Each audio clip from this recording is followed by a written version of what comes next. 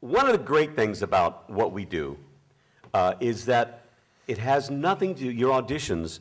I don't know if anybody was here for the auditions yesterday for the reading. Mm-hmm. If you're watching me, I try not to watch when someone is doing a reading. Yeah. I don't want to see their face. I don't want to see what they're doing. I want to hear the voice. I want to see what's going on. The reason I do that is because I don't want to be influenced by that person. I want to hear the voice. I want to be influenced by the voice. Now, what I love about what we do is when you audition, it doesn't matter how tall you are, how short you are, how thin, how fat, how black, how white, how yellow. It doesn't matter. It's your talent.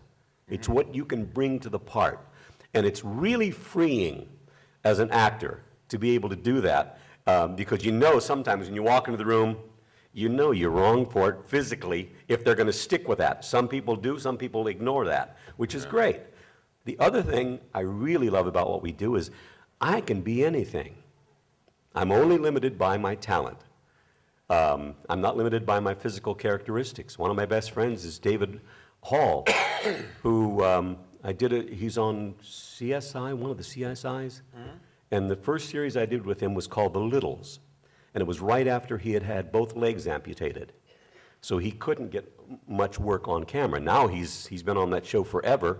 He's the coroner or something, and he's a brilliant actor, but he couldn't get hired right after he lost his legs because they had no prosthetics and nobody was going to look at him, but he could do animation, and he did it incredibly well.